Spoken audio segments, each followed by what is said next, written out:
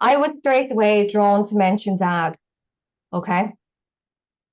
And I have a gentleman here joining me, and he would have had quite dark hair. Now, I know this gentleman, as he connects with me, he's talking about as if he's struggling with his breathing, and the breathing is laborious, okay? Even the latter part of his life, the latter part of his days, every step feels very hard, as if it's painful, as if it's sore, it's not comfortable. And the breathing, as if I need respiratory help, there's oxygen, there's the little things here going up around the nose to help with the breathing. Does this make sense to you with a gentleman in the spirit world? Yeah, my father died from lung cancer. Oh wow. Okay, so that is dad that's coming through, because I was given dad. And I know the way that his health deteriorated, it was quite a shock to the family, because it seems it happened very rapidly versus being very prolonged. Do you know what I'm saying?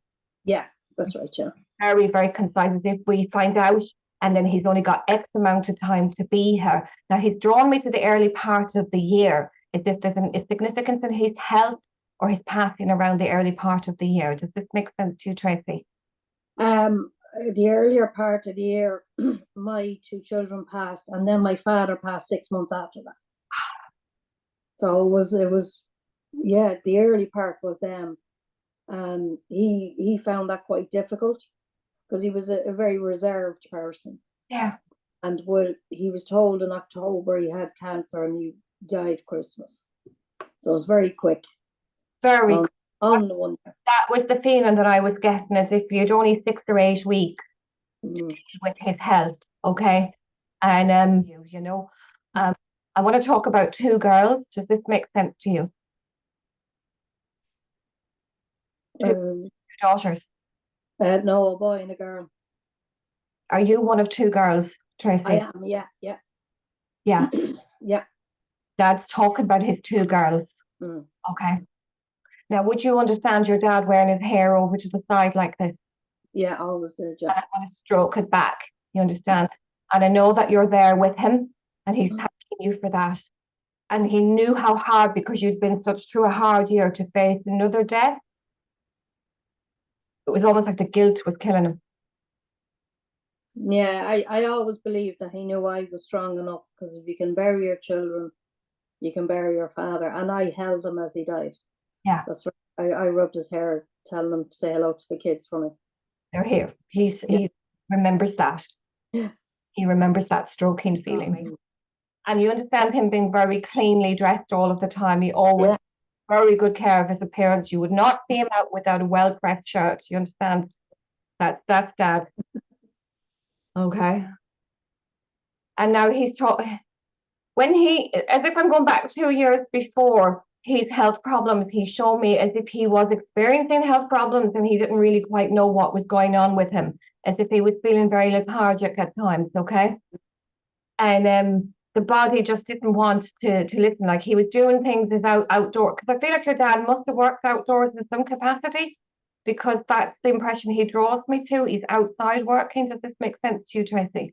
Yeah, well, my father was a projectionist in the cinema, but he found outside hard. In the last 2 years, he found even doing like cutting the grass hard. For sure, he was so small. I'd say he was no more than 7.5 stone before he was told he had cancer. Like, so he had really gone through the mill, like. Yeah. He figured that all out. Because I just feel like as if this was prolonged. That's the feeling, as if he knew back then, 2 years prior to, something was not right. Do you know? And he says there's no point getting angry about that, and you've made your peace with a lot of things. He tells me, you're a very good daughter. He says he's very, very, very, very pleased that you handled it so well. Now, okay. Now, I want to see him, like, he's pretty kicked back here now. He's just gone into his favorite chair, and his shoes, he's got his feet crossed in front. You understand? As if he's sitting with his feet crossed in front, and that's the way he would have stretched out, And he was so easygoing. You wouldn't even know he's in the room sometimes. Yeah.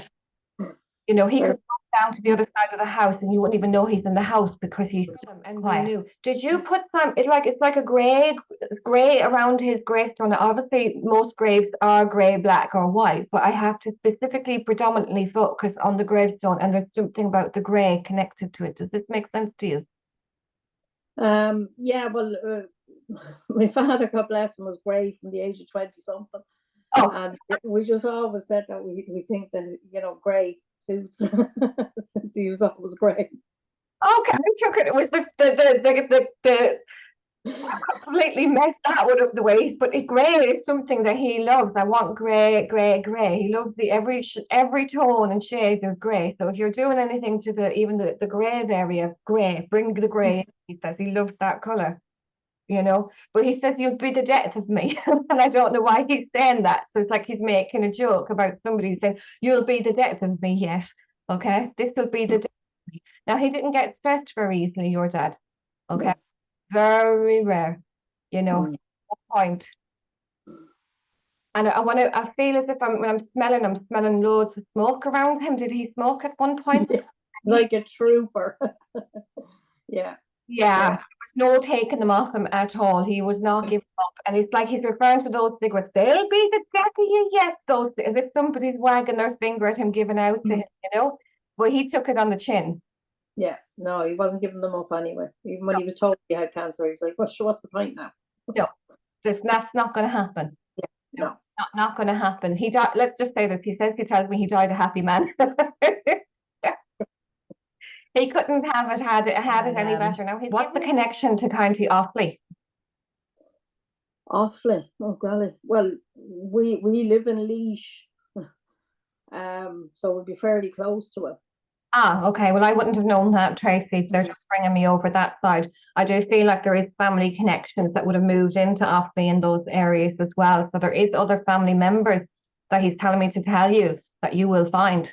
Okay. Oh, great, yeah, because I found a few already. That's brilliant. It's like Christmas. It's like you're opening presents, and each year 2 or 3 new elements show up for you over the next few years, your dad says. And it's like he's trying to give you these blessings to give you the things that you lost. Do you understand? He can't replace them. He's trying to give you the family that you lost. Okay. Your son. Did your dad hold his hand up like this to his mouth? Oh, yeah. He was always a small little boat, and it was tiny. It's a cigarette, isn't it? That's why he should. Is it the hand up here to the mouth all of the time? You know, he would have been. You would have seen him that way. Okay. Now, what's the connection to the number 4, Tracy? Does it mean 4?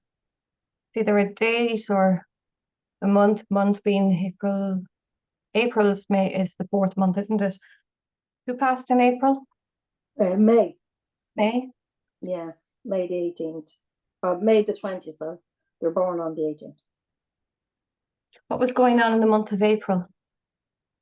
I became sick. I became unwell, and I was hospitalized for all that time from April. I'm actually born. Sorry for interrupting you. I was hearing the word petrified. I'm petrified. You were petrified. Yeah. Petrified. Yeah. And one of them having breathing problems. Yeah. Major breathing problems, you know, there's just, you already know that they're okay. Oh, yeah. You've met. I feel them. I feel them. You do. And you felt, even instantly, you felt them before they even entered your physical parameters. You understand, as a mum, you were with them. You were so spiritually connected to your children. Okay.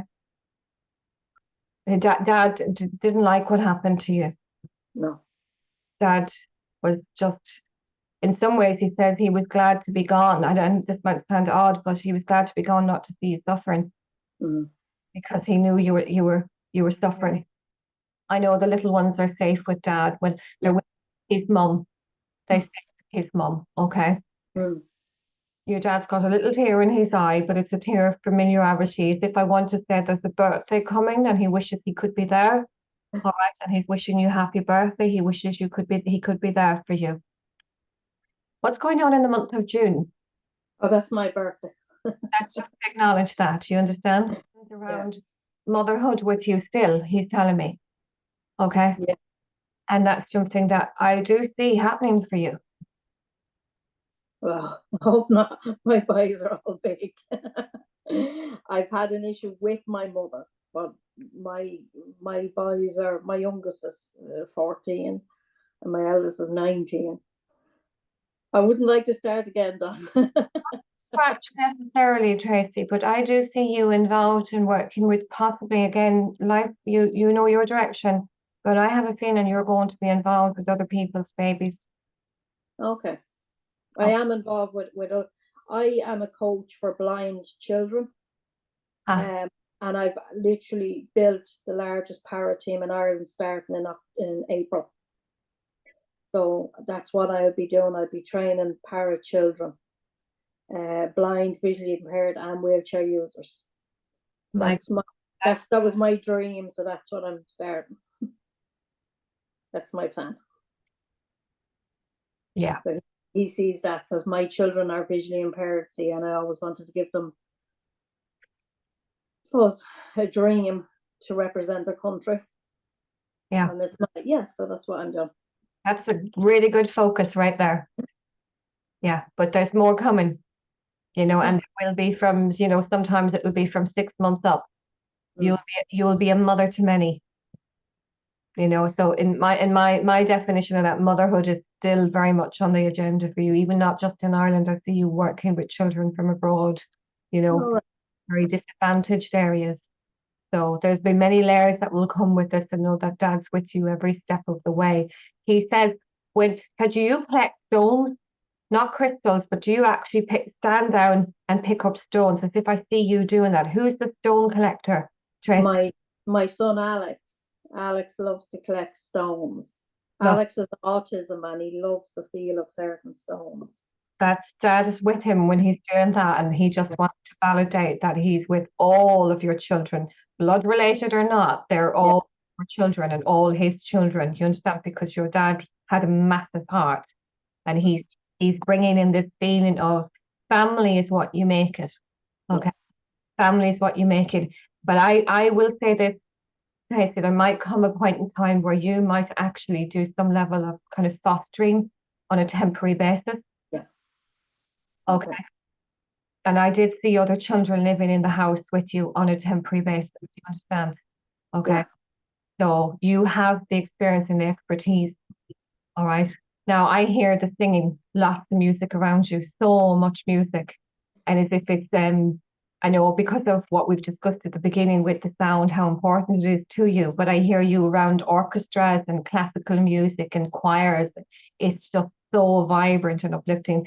Daddy right now is sitting in heaven. If you could define his heaven, and he's surrounded by musicians. Does this make sense to you why he would be? Yeah. Yeah. We've always loved music. Yeah. Every sort of genre, but definitely, Mm. yeah, all my kids love it. Yeah. The whole family always loved music. It's so powerful, but he's right there and he's holding your hand. Now, he's telling me there will be major victory moments in your life to come. Okay.